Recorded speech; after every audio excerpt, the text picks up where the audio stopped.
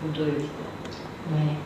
Bueno, pues ante todo, gracias por venir y bueno, gracias a Construcción Democrática por invitarme. Y bueno, mi punto de vista tiene que ser pues el punto de vista de la calle, ¿no? De lo que se vivió desde ese lado que no sabía nada, que era, no sabía lo que se venía con la burbuja, antes de que estallara la burbuja inmobiliaria, ¿no? Entonces, bueno, nosotros, la ciudadanía en general, pues estaba convencida de que estábamos en una época en la que, bueno, nosotros podíamos acceder fácilmente a un empleo, podíamos acceder fácilmente a una vivienda y, bueno, que realmente nuestro poder adquisitivo era bueno. Lo que no se había planteado nunca nadie es que se estaba construyendo una sociedad sobre unos cimientos que no eran estables, ¿no? Vamos a decirlo así. Y esos cimientos, pues sobre todo porque nosotros necesitamos de una serie de cosas que lo podemos llamar o determinar como unos derechos fundamentales, unas necesidades básicas que tenemos, que son, pues eso, el acceso a la vivienda, la educación y todo ese tipo de cosas, la sanidad, que son muy importantes para que la sociedad sea una sociedad estable, sana y podamos convivir de una manera digna todos y todas, ¿no? Pues eso empieza, pues, para centrarme en lo que es el tema de la vivienda, la principal causa de que se inicien todos esos problemas y que la gente tenga una pérdida de la solvencia económica, de la unidad familiar, es el desempleo, ¿vale? Entonces partimos de la base de que al no haber generado empleo estable en un país, porque realmente un empleo estable hoy en día lo pueden tener, y ahora mismo, entre comillas, pues funcionarios o personal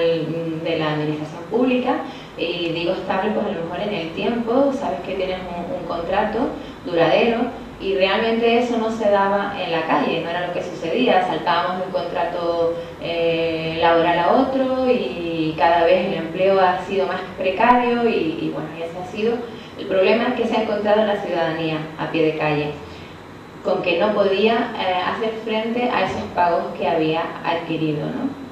A través de las hipotecas, claro, nosotros confiábamos en lo que se nos decía, es lo que decía antes el compañero, que cuando vamos a comprar algo, nosotros vemos, contemplábamos el producto y observábamos que ese producto cubría la necesidad que nosotros teníamos, ¿no? Pero teníamos esa necesidad a nivel humano, pero no estábamos totalmente desinformados del coste del producto al final, ¿no? Y de lo que nos podía costar. En este caso es el tema de la vivienda. O sea, las entidades bancarias, y no solo las entidades bancarias, porque a día de hoy nosotros, bueno, cuando vamos, esto es como un proceso de investigación, ¿no? Que al final vas llegando a descubrir que hay una serie de causas por las que se dan todas las cosas, y bueno, entonces nos encontramos con que es un cúmulo de muchos despropósitos, ¿no? Para empezar, pues eso, de que España, tristemente, pues no tiene una legislación que obligue a las entidades bancarias a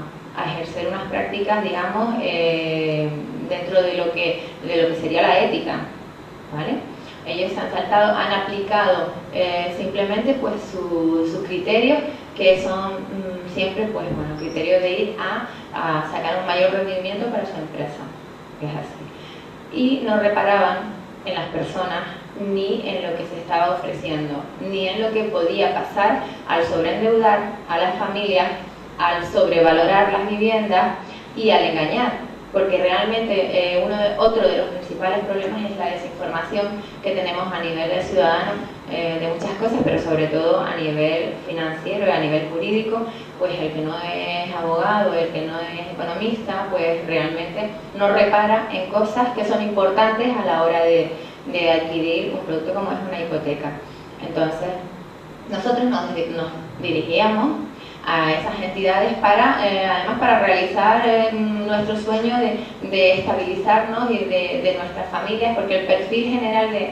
de las familias que están afectadas por las hipotecas suele ser un perfil de gente joven, parejas con niños pequeñitos, gente que pues a partir del 2004, del 2008, 2007, comenzaron a tratar de construir su vida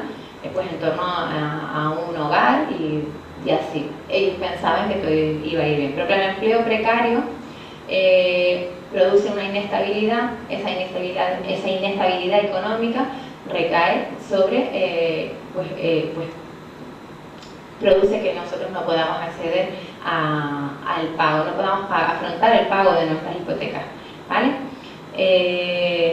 Bueno, ustedes perdónenme si me pongo nerviosa, que me lío un poco. Bueno, a partir del 2008 es cuando una serie de personas en Barcelona comienzan a darse cuenta de que hay muchas personas que están en esa situación.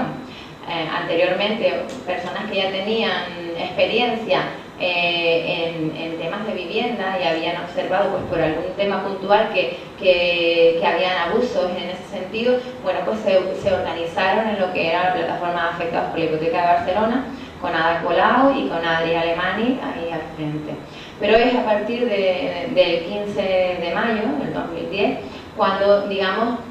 que hay confluye muchísima gente en la calle, pues un poco pues porque se empieza a evidenciar toda la crisis, empieza a evidenciarse que hay que muchísima gente parada y muchísima gente con problemas de vivienda. A partir de ahí nosotros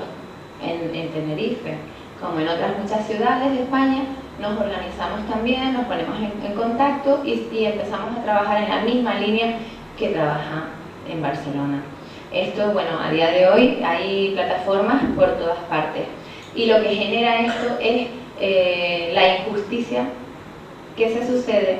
cuando una persona se encuentra en ese proceso y lo que todo había sido anteriormente un camino de rosas y todo era fácil, se convierte en un calvario porque no encuentran una vía de solución, pero por ninguna de las vías, o sea, por ningún lado. O sea, la entidad bancaria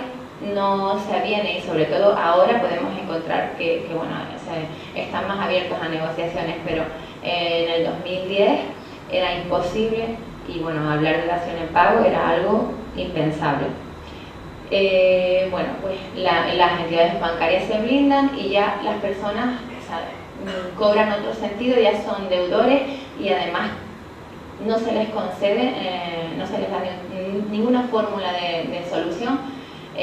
hasta que bueno, comienzan a acudir las plataformas a paralizar los desahucios de las familias que se van a quedar en la calle, porque el trasfondo también de todo esto es que hay un problema muy grave de acceso a la vivienda, que luego lo matizaremos, ¿no? Porque claro, la vivienda es un derecho fundamental, es una necesidad básica y tenemos que tenerla cubierta, y en torno a eso se montó un negocio, ¿vale? Que es lo que ha pasado, lo que ha generado que todo esto suceda. Bueno, pues el proceso yo me quiero centrar mucho en el tema de las personas y cómo se vive y qué es lo que pasa antes, en el proceso y sobre todo después, ¿no? Porque estamos muy desprotegidas y no nos damos cuenta o no somos conscientes hasta que estamos dentro del problema o tenemos el problema muy cerca. Pero es un problema además que acecha a todo el mundo, porque hay personas de todos los perfiles, con unos buenos empleos y a lo mejor razón de salud, su vida ha dado un giro y después no ha encontrado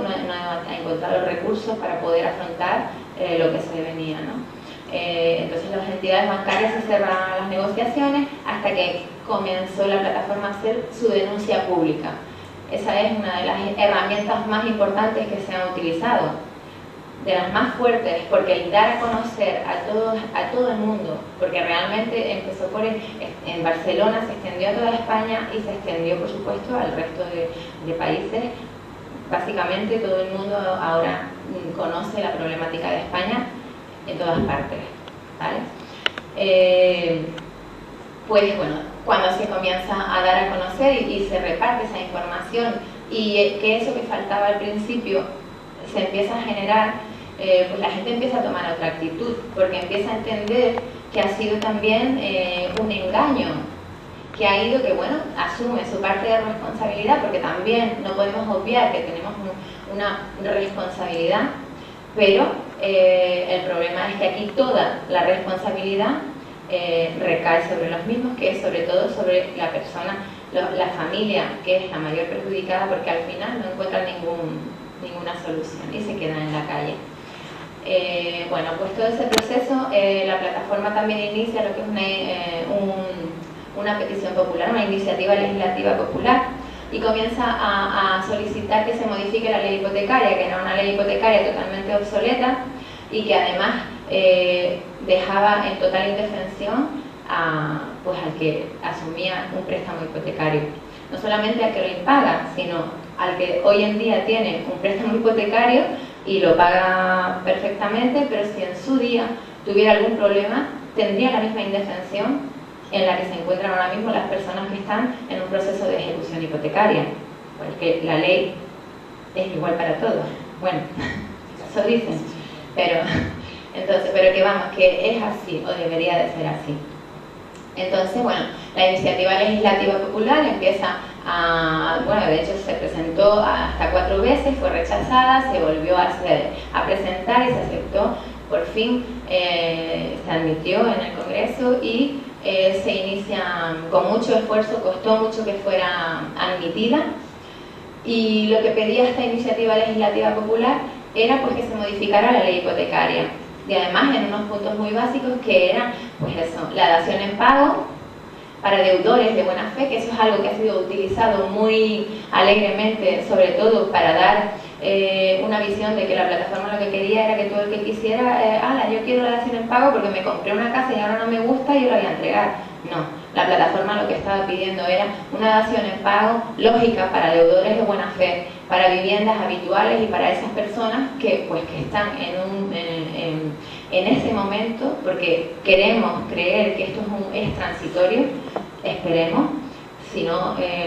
tendríamos que pensar en un futuro muy oscuro y tenemos que ser optimistas ante todo. Y bueno, para ese tipo de perfiles de personas, o sea, deudores de buena fe, personas que por alguna razón no pueden afrontar económicamente la cuota hipotecaria. Después lo que se pedía era que se creara un parque de viviendas en alquiler social, porque España es un país que no tiene un parque de viviendas, no tiene alquileres sociales, no los contempla. Tiene un parque de vivienda pública y social, muy mal gestionado, y realmente eso dificulta mucho el acceso a la vivienda, ya sea por la vía de los alquileres, tal como está hoy en día, cualquier alquiler en la calle, y por la vía de las hipotecas. Yo creo que ya el que se plantee comprar una vivienda hoy es que es un poco locura, hasta que no se sienten las bases, hasta que no se tenga todo claro, o que está muy bien informado y sabe lo que está firmando y sabe que tiene un buen contrato. Si no, yo le recomendaría a cualquiera que hoy en día no firmara ninguna hipoteca. Pues eso, y sobre todo los puntos que pedía la ILP era eso, ¿no? La dación en pago como, digamos, producto estrella de todo, porque no es la solución, pero sí es una solución a estas circunstancias, y es una segunda oportunidad para aquellas familias que después se encuentran en la calle y que no se pueden reintegrar de nuevo al sistema económico, porque entran en una espiral que es muy difícil salir, y después explicaré por qué. Y bueno, y además también se pedía una auditoría pública, etcétera, etcétera, ¿vale? Pero principalmente la dación en pago con efecto retroactivo, porque nosotros entendíamos que todas estas prácticas han generado todos esos contratos, que muchos de ellos eran fraudulentos y se habían concertado en unas condiciones en las que la persona no sabía lo que estaba firmando, en la que además de la entidad bancaria había muchos otros actores, como por ejemplo los señores y señoras notarios, que no informaron debidamente de lo que estaba firmando esa persona. Te decían por encima lo que podías la cantidad que pedías, cuántas cuotas, etcétera, etcétera. El interés, que para nosotros, a mucha gente le suena chino, te dicen un 19 y te lo crees y resulta que te están metiendo un palo tremendo. Entonces, pero la gente firmaba eso por desconocimiento. Sin embargo, había muchos más responsables alrededor de todo ese negocio que, pues bueno, pues estaban haciendo, bien por ignorancia, que lo dudo, de algunos, o por que sí, o por negocio, estaban haciendo la vista gorda, ¿vale? Entonces todo esto desencadenó pues ese estallido, ¿no?, de la burbuja inmobiliaria y que miles y miles de familias se estén quedando en la calle. Porque además las estadísticas que nos han estado dando del Consejo del Poder Judicial no son para nada exactas, ¿vale? Porque hay muchas personas que pierden la vivienda por procesos extrajudiciales y además que lo pierden también por malos acuerdos. O sea, el banco presiona mucho. Los bancos, cuando tú llegas inicias este proceso, la gente tiene, y es una característica del ser humano, yo creo, porque nos encontramos en el 90% de las personas o más que llegan a la plataforma, todos tienen voluntad de pagar, es más, se quedan sin comer para pagar la hipoteca hasta que ya no pueden más. Porque claro, una madre o un padre es muy difícil pues ver a tu hijo o a tu hija pasar hambre. Entonces llega un momento en el que hay que tomar una decisión y es hipoteca o comer, ¿vale? Porque además en la escasez de recursos tú puedes, después de llegar a ser desempleado, puedes recurrir al paro, que se cobra X tiempo, y después a un subsidio, pero es que todo eso se agota y el desempleo ha ido en aumento, con lo cual hay muchas personas que hoy en día en Canarias no están cobrando ningún tipo de prestación. Esto agrava muchísimo más la situación porque no hay recursos efectivos tampoco para dar soluciones a los problemas que surgen ahora mismo. Vale. Pues entonces esta iniciativa legislativa popular, volviendo a ella, después de muchos meses recogiendo firmas, se cogieron pues básicamente 1,5 millones de firmas, y bueno, se llevaron de nuevo al Congreso. Allí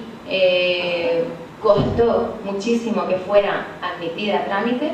y cuando por fin se consigue, pues acaba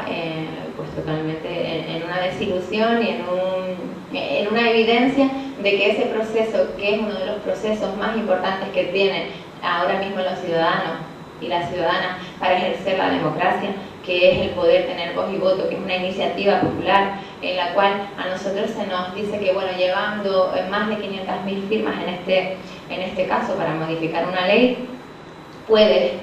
cambiar esa ley, con lo cual puedes cambiar una realidad que es terrible, ¿no? Entonces, cuando llega ese final de ese proceso, vemos que, bueno, pues que los intereses económicos y los intereses de nuestros gobernantes actuales no es el mismo interés que el general, porque la inmensa mayoría de la población española está de acuerdo en que se regule por ley la dación en pago, en que se cree un parque de viviendas sociales porque es necesario, pero llega al final y nos encontramos con que todo ese proceso no sirve para nada y que se desoye totalmente la voz del clamor popular, ¿no? Tras esto, la plataforma siempre ha seguido haciendo acciones y siempre ha hecho diferentes acciones paralelas. Nosotros hemos actuado no solamente a nivel social en la calle, asesorando a muchas familias, apoyándolas, haciendo gestiones en juzgados, en bancos, etcétera, sino también nos hemos dirigido a las administraciones públicas. Nos dirigimos primero a los ayuntamientos porque creíamos que los ayuntamientos es el órgano más cercano al ciudadano y además es donde primero acude un ciudadano a pedir ayuda cuando tiene un problema de ese tipo, ¿no? Cuando tiene escasez de recursos, cuando va a perder su vivienda, cuando no tiene para darle de comer a sus hijos. Entonces nosotros también nos dirigimos, y al dirigirnos a los ayuntamientos nos encontramos con que todo es un proceso burocrático tremendo, en que la gente tarda muchísimo tiempo en recibir la ayuda y la información, y que también hay mucha desinformación del tema en la propia administración. Y bueno, empezamos a hacer propuestas. Aquí concretamente conseguimos que se aprobara un protocolo antidesahucio, que después además fue bastante pionero, porque a nivel de España no había ningún protocolo como el que nosotros iniciamos en el Ayuntamiento de Santa Cruz de Tenerife. Después comenzaron, de hecho nos lo pidieron algunos ayuntamientos de la península, y ahí se comenzó, digamos, a dar lo que eran nuestras propuestas, lo que nosotros trasladando la realidad de la calle al papel, digamos, a las posibles soluciones que se le pueden dar a los ciudadanos, ¿vale? Pues comenzamos a tocar diferentes ayuntamientos dentro de lo que nosotros podemos, porque claro, no dejamos de ser un movimiento ciudadano en el que la inmensa mayoría de nosotros no sabe cómo funciona la administración, no sabe cómo funcionan las entidades bancarias, son ciudadanos de a pie que se encuentran con un problema y lo afrontan. Entonces comienza que eso para mí es algo muy importante de tener en cuenta, porque es lo que evidencia que sí podemos hacer cosas, y que además desde la ciudadanía es de donde llegan las soluciones, porque somos los que estamos ahí viviendo la realidad y al final los que podemos dar una solución práctica,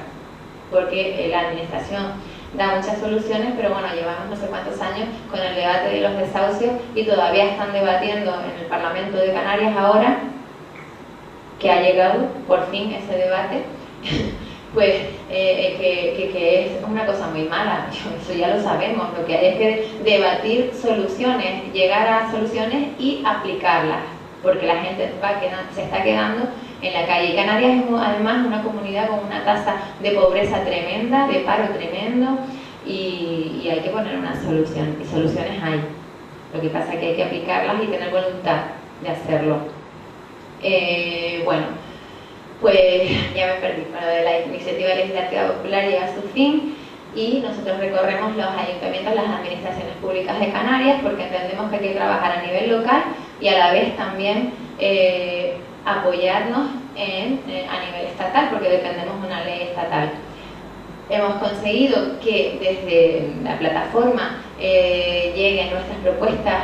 y propuestas muy similares a las del decreto de Andalucía, que justo cuando salió el decreto de Andalucía nosotros ya habíamos preparado una moción que se llevó al ayuntamiento que contemplaba esas posibilidades,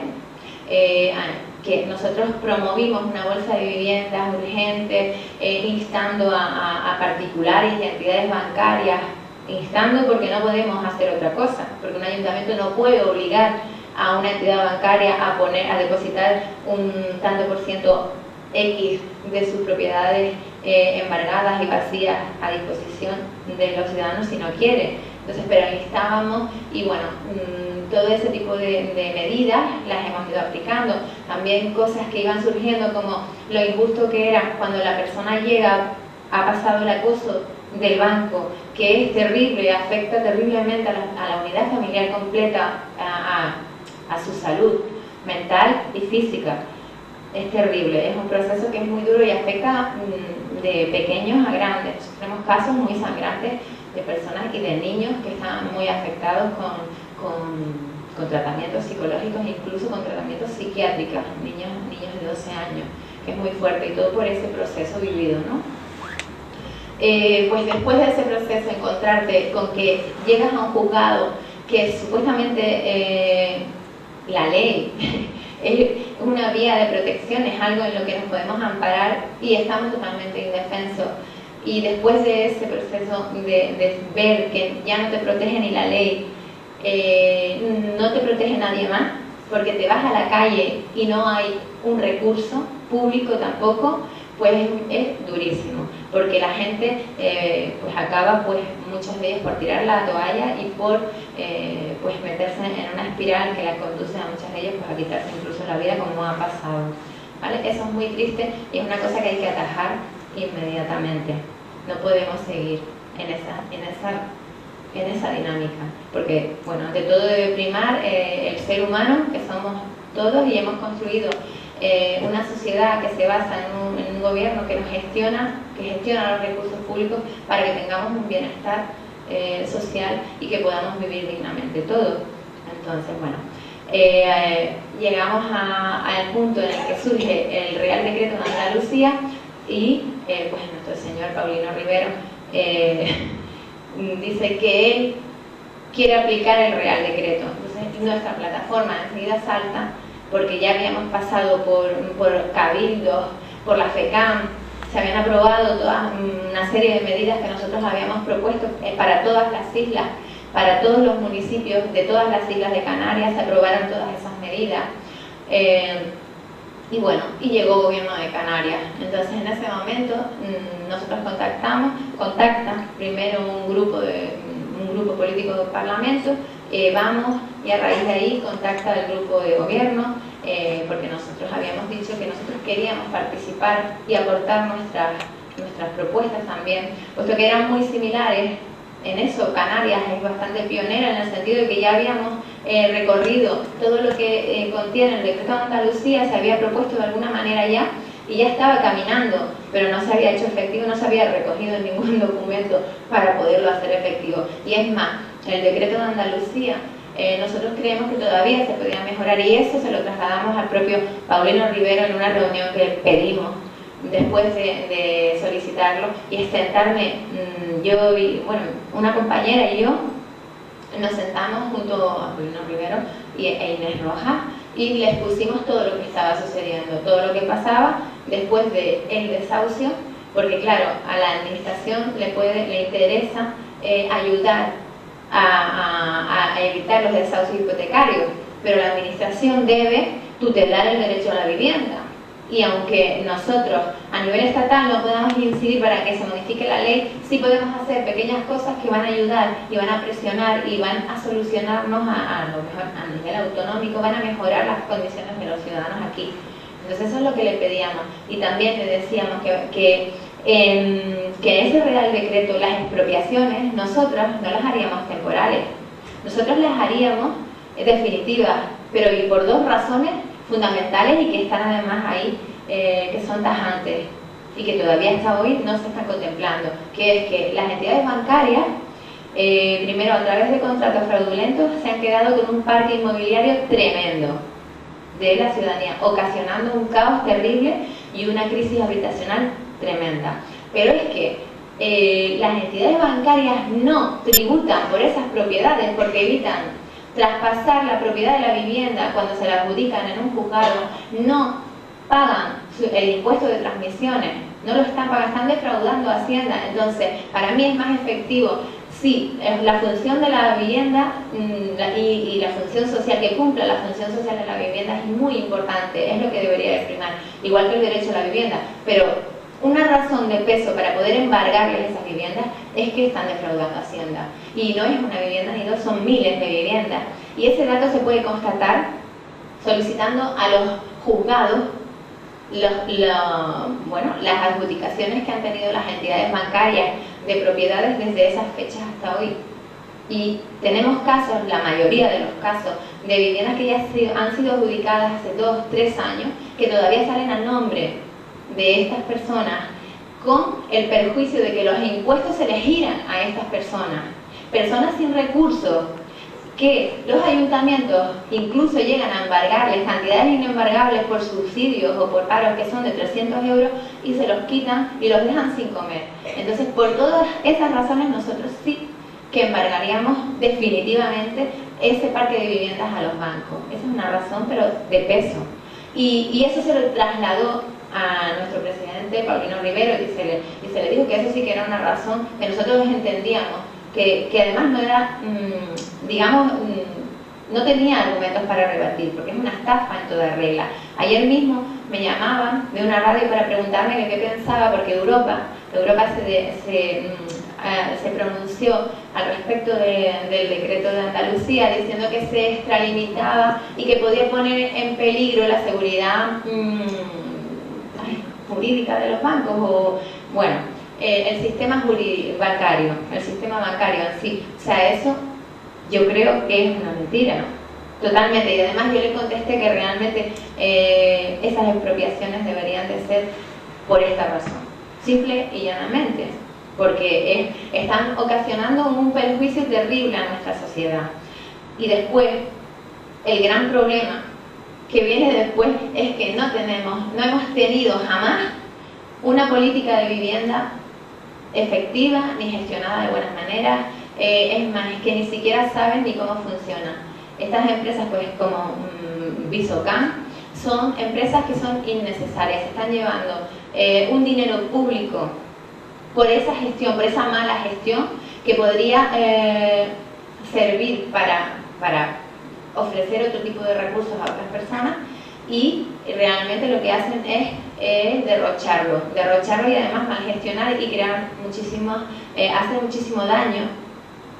dentro de a las personas que son adjudicatarias de una vivienda social, que ya no hablamos ni siquiera de una vivienda de protección oficial a la cual se ha accedido a través de una hipoteca, no, sino de viviendas sociales que son destinadas para sectores de población que tienen escasez de recursos. Entonces, también le planteábamos que esa práctica debía de frenarse, pero a día de hoy Visocam dice que no está desahuciando, pero nosotros tenemos conocimiento de que los juzgados tienen procedimientos de desahucio de Visocam, y además que son por razones económicas. O sea, están echando de sus viviendas a personas sin recursos, que eso ya es mucho más grave, es gravísimo. Entonces nosotros le hemos pedido que elaboren también un protocolo de emergencia para estas circunstancias, para esta situación que estamos viviendo. O sea, para casos de extrema necesidad, de personas que se ven de repente en cuestión de un mes o 2 meses abocadas a la calle. No hay recursos, es otro de los graves problemas que tenemos, que no hay un sistema de recursos que después, al final de todo el proceso del desahucio, ¿vale?, pues te ayude a tener una vivienda de nuevo o a incorporarte a un sistema económico, a levantar cabeza. Vivimos en un sistema de que pues esas personas entran ahí y si salen es porque por voluntad y porque han encontrado un empleo o de alguna manera se están apoyando en alguna red familiar, pero hay muchas personas que las redes familiares las tienen agotadas porque hay unidades familiares, hay viviendas en las que están conviviendo hasta 6 unidades familiares diferentes, que son los abuelos, los padres, los hijos, los tíos. O sea, eso es inaceptable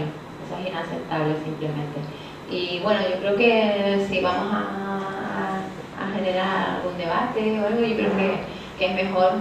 pues responder preguntas y podamos hablar entre todos.